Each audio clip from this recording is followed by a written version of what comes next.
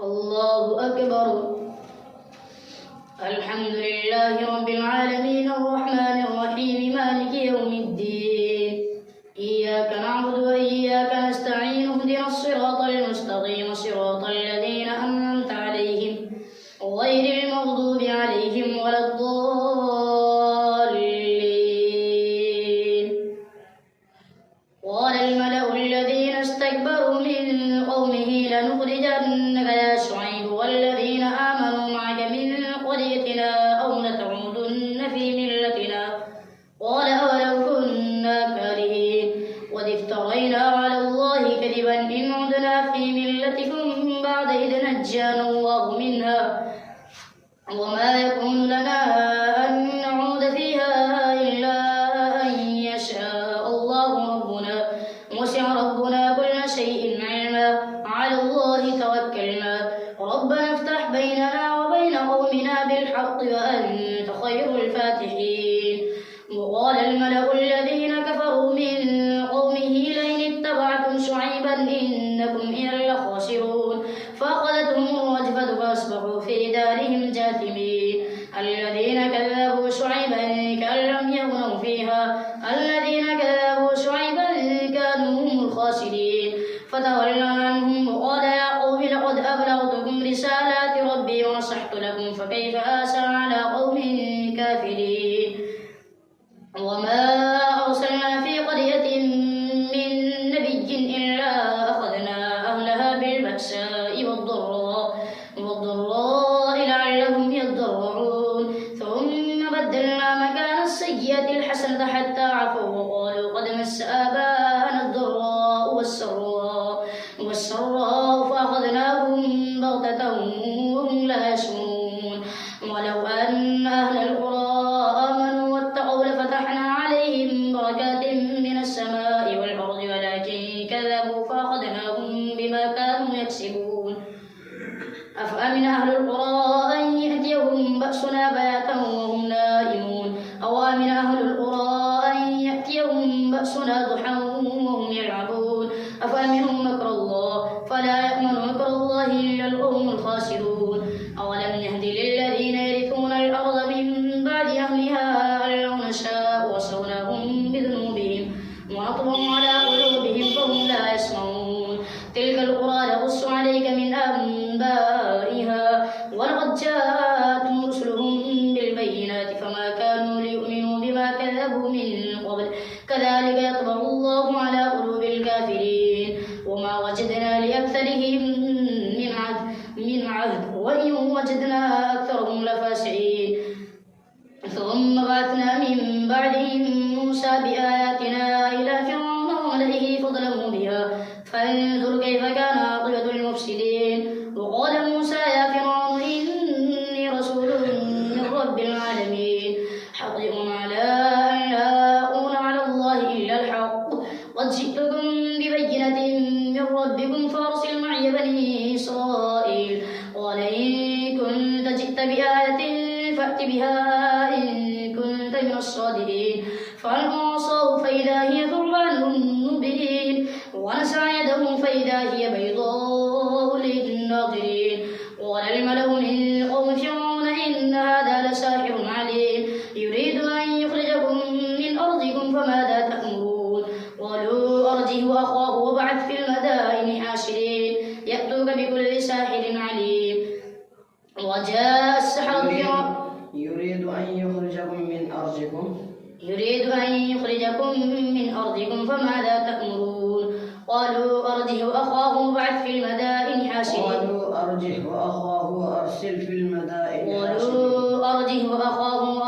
المدائن حاشرين يأتوك بكل ساحر عليم. وجاء السحرة فرعون قالوا إن لنا لأجرا إن كنا نحن الغالبين. قال نعم وإنكم لمن المقربين. قالوا يا موسى إما أن تلقي وإما أن نكون نحن الملقين.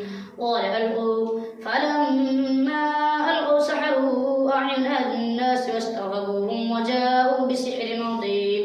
وأوحينا إلى موسى أن ألق عصاك فإذا هي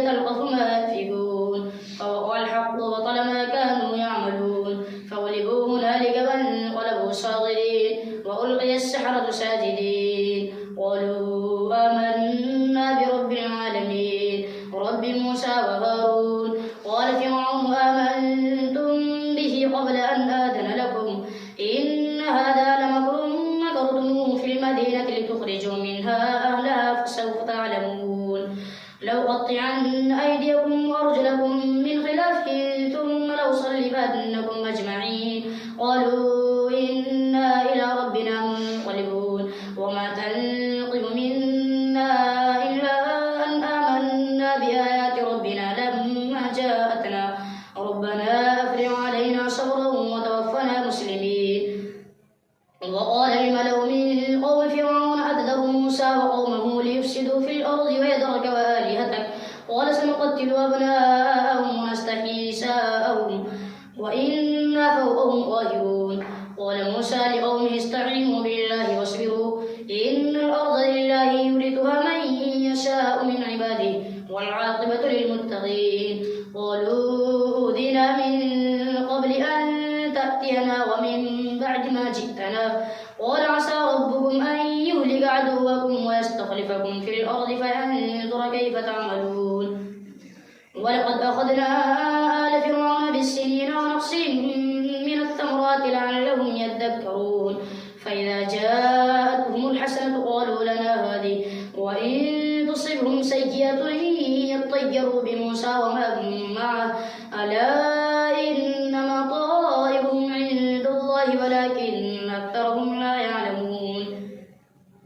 وقالوا مهما تأتنا به من آية لتسحرنا بها فما نحن لك بمؤمنين.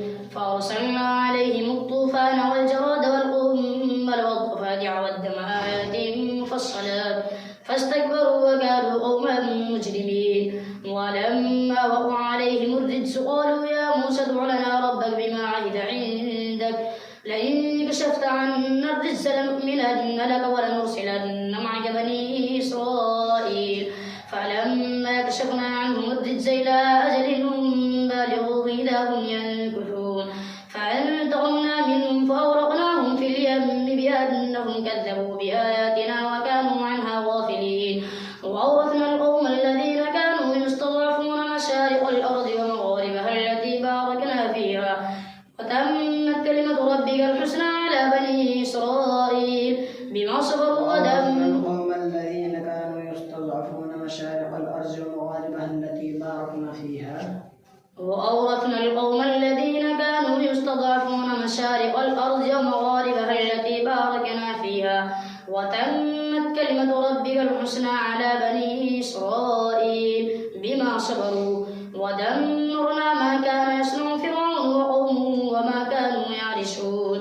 وجاوزنا ببني إسرائيل البحر فأتوا على قوم يعكفون على أصنام لهم قالوا يا موسى اجعل لنا إلها كما لهم آلهة قال إنكم قوم تجهلون إن هؤلاء متبر ما هم فيه وباطل ما كانوا يعملون.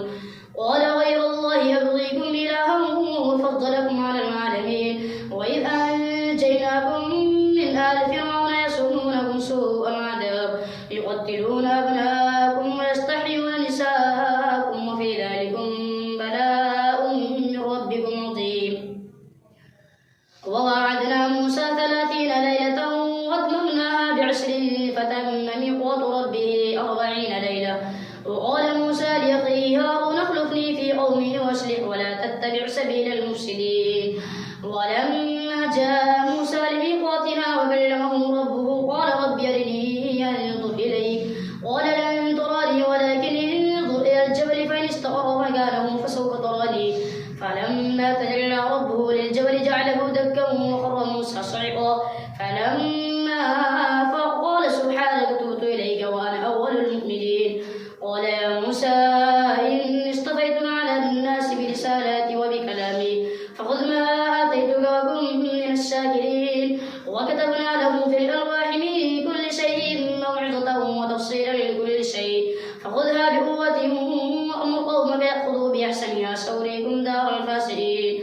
سأصرف عن آياتي الذين يتكبرون في الأرض بغير الحق وإن يروا كل آية لا يؤمنوا بها وإن يروا سبيل الرشد لا يتخذوه سبيلا وإن يروا سبيل الغي يتخذوه سبيلا ذلك بأنهم كذبوا بآياتنا وكانوا عنها غافلين والذين كذبوا بآياتنا ولقاء الآخرة حبطت أعمالهم هل يجزون إلا ما كانوا يعملون واتخذ قوم موسى من بعده من حليهم عجلا جسدا له خوار ألم يروا أنه لا يكلمهم ولا يهديهم سبيلا اتخذوه وكانوا ظالمين ولما سقط في أيديهم ورأوا أنهم قد ضلوا قالوا لئن لم يرحمنا ربنا ويغفر لنا لنكونن من الخاسرين ولما رجع موسى إلى قومه غضبان أسفا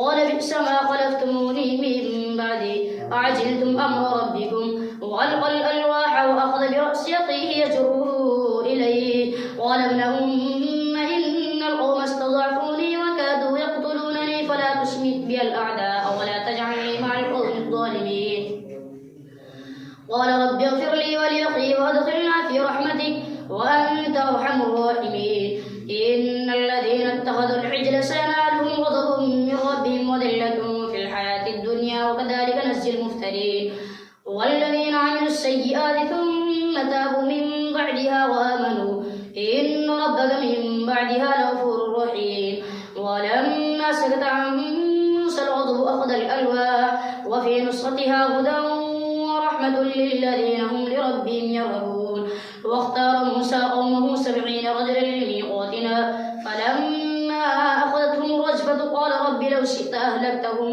من قبل وإياي أتهلكنا بما فعل السفهاء منا إن هي إلا فتنتك تضل بها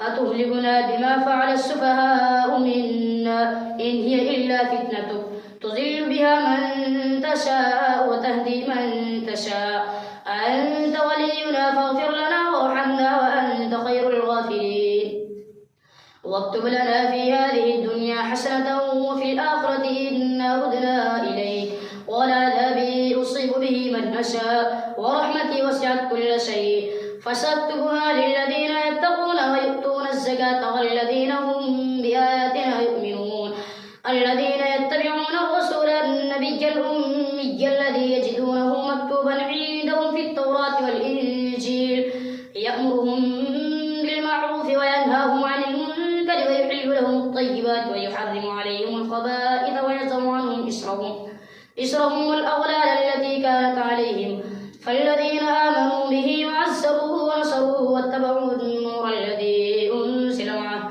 أولئك هم المفلحون قل يا أيها الناس إني رسول الله إليكم جميعا الذي له ملك السماوات والأرض لا إله إلا هو يحيي ويميت فآمنوا بالله ورسوله النبي الأمي الذي يؤمن بالله وكلماته واتبعوه لعلكم تهتدون ومن قوم موسى أمة يهدون بالحق وبه يعدلون وقطعناهم 12 أسباطا أمما وأوحينا إلى موسى إذ استسقاه قومه أن اضرب بعصاك الحجر فانبجست منه 12 عينا قد علم كل أناس مشربهم وظللنا عليهم الغمام وأنزلنا عليهم المن والسلوى كلوا من طيبات ما رزقناكم وما ظلمونا ولكن كانوا أنفسهم يظلمون وإذ قيل لهم اسكنوا هذه القرية وكلوا منها حيث شئتم وقولوا حطة وادخلوا الباب سجدا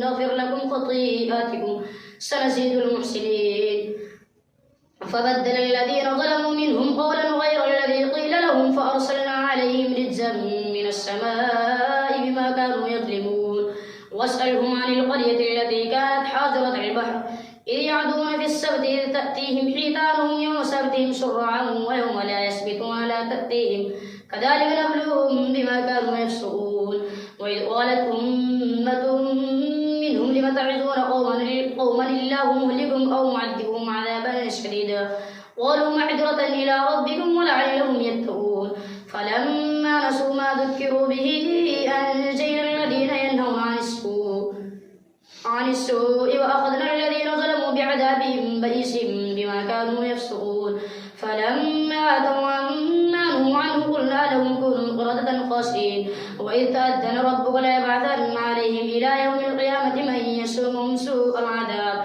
إن ربك لسريع العقاب وإنه لغفور رحيم وقطعناهم في الأرض أمما منهم الصالحون ومنهم دون ذلك وبلوناهم بالحسنات والسيئات لعلهم يرجعون فخلف من بعدهم خلف ورثوا الكتاب يأخذون عرض هذا الأدنى ويقولون سيغفر لنا وإن يأتهم عرض مثله يأخذوه ألم يؤخذ عليهم ميثاق الكتاب ألا يقولوا على الله إلا الحق ودرسوا ما فيه والدار الآخرة خير للذين يتقون أفلا تعقلون والذين يمسكون بالكتاب وأقاموا الصلاة إنا لا نضيع أجر المحسنين وإذا التقنا الجبل فوقهم كأنه ظلة وظنوا أنه واقع بهم خذوا ما آتيناكم بقوة واذكروا ما فيه لعلكم تتقون الله أكبر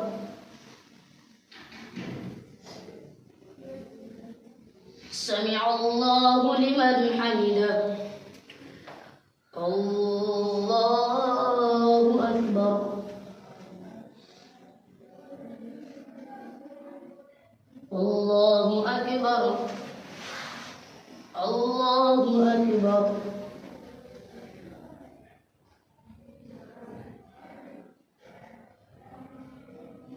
الله أكبر الحمد لله رب العالمين الرحمن الرحيم مالك يوم الدين إياك نعبد وإياك نستعين اهدنا الصراط المستقيم صراط الذين أنعمت عليهم غير المغضوب عليهم ولا الضالين وإذ أخذ ربك من بني آدم من ظهورهم ذريتهم وأشهدهم على أنفسهم ألست بربكم قالوا بلى شهدنا أن تقولوا يوم القيامة إنا كنا عن هذا غافلين أو تقولوا إنما أشرك آباؤنا من قبل وكنا ذرية من بعدهم أفتهلكنا بما فعل المبطلون وكذلك نفصل الآيات ولعلهم يرجعون واتل عليهم نبأ الذي آتيناه آياتنا فانسلخ منها فأتبعه الشيطان فكان من الغاوين ولو شئنا لرفعناه بها ولكنه أخلد إلى الأرض واتبع هواه فمثله كمثل الكلب إن تحمل عليه يلهث أو تتركه يلهث ذلك مثل القوم الذين كذبوا بآياتنا فاقصص القصص لعلهم يتفكرون ساء مثلا القوم الذين كذبوا بآياتنا وأنفسهم كانوا يظلمون من يهد الله فهو المهتدي ومن يضلل فأولئك هم الخاسرون ولقد ذرأنا لجهنم كثيرا من الجن والإنس لهم قلوب لا يفقهون بها ولهم أعين لا يبصرون بها ولهم آذان لا يسمعون بها أولئك كالأنعام بل هم أضل أولئك هم الغافلون ولله الأسماء الحسنى فادعوه بها وذروا الذين يلحدون في أسمائه سيجزون ما كانوا يعملون وممن خلقنا أمة يهدون بالحق به يعدلون والذين كذبوا بآياتنا سنستدرجهم من حيث لا يعلمون وأملي لهم إن كيدي متين أولم يتفكروا ما بصاحبهم من جنة إن هو إلا نذير مبين أولم ينظروا في ملكوت السماوات والأرض وما خلق الله من شيء وأن عسى أن يكون قد اقترب أجلهم فبأي حديث بعده يؤمنون من يضلل الله فلا هادي له ويذرهم في طغيانهم يعمهون يسألونك عن الساعة أيان مرساها قل إنما علمها عند ربي لا يجليها لوقتها إلا هو ثقلت في السماوات والأرض لا تأتيكم إلا بغتة يسألونك كأنك حفي عنها قل إنما علمها عند الله ولكن أكثر الناس لا يعلمون قل لا أملك لنفسي نفعا ولا ضرا إلا ما شاء الله ولو كنت أعلم الغيب لاستكثرت من الخير وما مسني السوء إن أنا إلا نذير وبشير لقوم يؤمنون هو الذي خلقكم من نفس واحدة وجعل منها زوجها ليسكن إليها خفيفا فمرت به فلما أثقلت دعوا الله ربهما لئن آتيتنا صالحا لنكونن من الشاكرين فلما آتاهما صالحا جعلا له شركاء فيما آتاهما فتعالى الله عما يشركون أيشركون ما لا يخلق شيئا وهم يخلقون ولا يستطيعون لهم نصرا ولا أنفسهم ينصرون وإن تدعوهم إلى الهدى لا يتبعوكم سواء عليكم أدعوتموهم أم أنتم صامتون إن الذين تدعون من دون الله عباد أمثالكم فادعوهم فليستجيبوا لكم إن كنتم صادقين ألهم أرجل يمشون بها أم لهم أيدي يبطشون بها أم لهم أعين يبصرون بها أم لهم آذان يسمعون بها قل ادعوا شركاءكم ثم كيدوني فلا تنذرون إن وليي الله الذي نزل الكتاب وهو يتولى الصالحين والذين تدعون من دونه لا يستطيعون نصركم ولا أنفسهم ينصرون وإن تدعوهم إلى الهدى لا يسمعوا وتراهم ينظرون إليك وهم لا يبصرون خذ العفو وأمر بالعرف وأعرض عن الجاهلين وإما ينزغنك من الشيطان نزغ فاستعذ بالله إنه سميع عليم إن الذين اتقوا إذا مسهم طائف من الشيطان تذكروا فإذا هم مبصرون وإخوانهم يمدونهم في الغي ثم لا يقصرون وإذا لم تأتهم بآية قالوا لولا استويتها قل إنما أتبع ما يوحى إلي من ربي هذا بصائر من ربكم وهدى ورحمة لقوم يؤمنون وإذا قرئ القرآن فاستمعوا له وأنصتوا لعلكم ترحمون واذكر ربك في نفسك تضرعا وخيفة ودون الجهر من القول بالغدو والآصال ولا تكن من الغافلين إن الذين عند ربك لا يستكبرون عن عبادته ويسبحونه وله يسجدون الله أكبر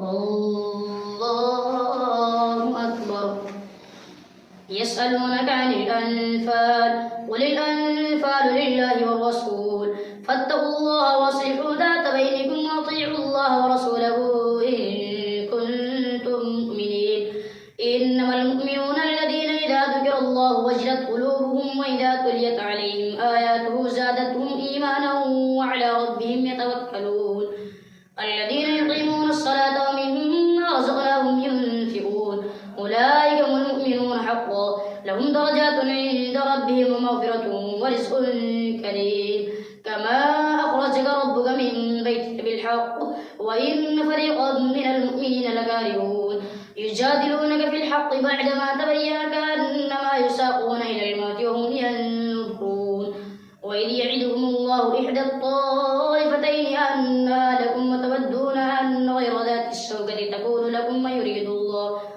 ويريد الله أن يحق الحق بكلماته ويقطع دابر الكافرين ليحق الحق ويبطل الباطل ولو كره المجرمون إذ تستغيثون ربكم فاستجاب لكم أني ممدكم ب1000 من الملائكة مردفين وما جعله الله إلا بشرى ولتطمئن به قلوبكم وما النصر إلا من عند الله إن الله عزيز حكيم إذ يغشيكم النعاس أمنة منه وينزل عليكم من السماء ماء ليطهركم به ويذهب عنكم رجز الشيطان وليربط على قلوبكم ويثبت به الأقدام إذ يوحي ربك إلى الملائكة أني معكم فثبتوا الذين آمنوا سألقي في قلوب الذين كفروا الرعب فاضربوا فوق الأعناق واضربوا منهم كل بنان ذلك بأنهم شاقوا الله ورسوله ومن يشاقق الله ورسوله فإن الله شديد العقاب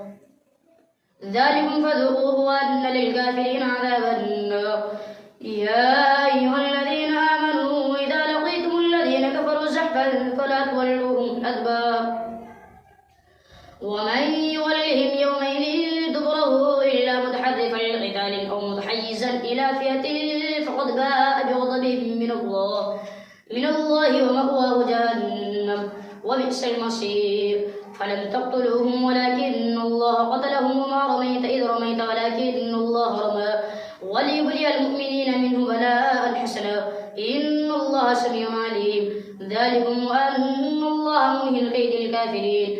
إن تستفتحوا فقد جاءكم الفتح وإن تنتهوا فهو خير لكم وإن تعودوا نعد ولن تغني عنكم فئتكم شيئا ولو كثرت وأن الله مع المؤمنين. يا أيها الذين آمنوا أطيعوا الله ورسوله ولا تولوا عنه وأنتم تسمعون ولا تكونوا كالذين قالوا سمعنا وهم لا يسمعون. إن شر الدواب عند الله السم البكم الذين لا يعقلون. ولو علم الله فيهم خيرا لأسمعهم ولو أسمعهم لتولوا وهم معرضون. يا أيها الذين آمنوا استجيبوا لله وللرسول إذا دعاكم لما يحييكم واعلموا أن الله يحول بين المرء وقلبه وأنه إليه تحشرون. واتقوا فتنة لا تصيبن الذين ظلموا منكم خاصة واعلموا أن الله شديد العقاب. واذكروا إذ أنتم قليل مستضعفون في الأرض تخافون أن يتخطفكم الناس فآواكم وأيدكم بنصره ورزقكم من الطيبات لعلكم تشكرون. يا أيها الذين آمنوا لا تخونوا الله والرسول وتخونوا أماناتكم وأنتم تعلمون. واعلموا أنما أموالكم وأولادكم فتنة وأن الله عنده أجر عظيم. يا أيها الذين آمنوا إن تتقوا الله يجعل لكم فرقانا ويكفر عنكم سيئاتكم ويغفر لكم والله ذو الفضل العظيم. وإذ يمكر بك الذين كفروا ليثبتوك ويقتلوك ويخرجوك ويمكرون ويمكر الله والله خير الماكرين. وإذا تتلى عليهم آياتنا قالوا قد سمعنا لو نشاء لقلنا مثل هذا إن هذا إلا أساطير الأولين. وإذ قالوا اللهم إن كان هذا هو الحق من عندك فأمطر علينا حجارة من السماء يأتنا بعذاب أليم. وما كان الله ليعذبهم وأنت فيهم وما كان الله معذبهم وهم يستغفرون. وما لهم ألا يعذبهم الله وهم يصدون عن المسجد الحرام وما كانوا أولياءه إن أولياؤه إلا المتقون ولكن أكثرهم لا يعلمون. وما كان صلاتهم عند البيت إلا مكاء وتصدية فذوقوا العذاب بما كنتم تكفرون. إن الذين كفروا ينفقون أموالهم ليصدوا عن سبيل الله فسينفقونها ثم تكون عليهم حسرة ثم يغلبون والذين كفروا إلى جهنم يحشرون. ليميز الله الخبيث من الطيب ويجعل الخبيث بعضه على بعض فيركمه جميعا فيجعله في جهنم أولئك هم الخاسرون. قل للذين كفروا إن ينتهوا يغفر لهم ما قد سلف وإن يعودوا فقد مضت سنة الأولين. وقاتلوهم حتى لا تكون فتنة ويكون الدين كله لله فإن انتهوا فإن الله بما يعملون بصير. وإن تولوا فاعلموا أن الله مولاكم نعم المولى ونعم النصير. الله أكبر.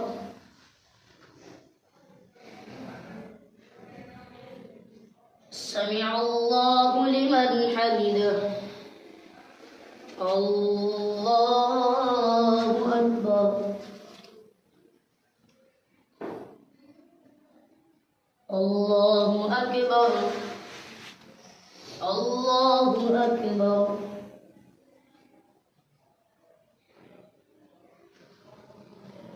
الله أكبر.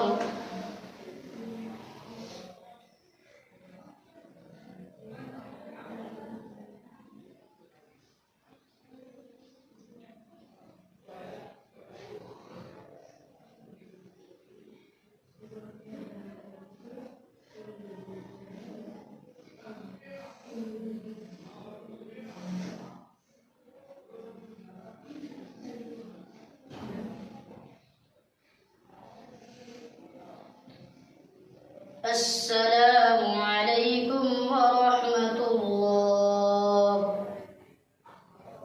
السلام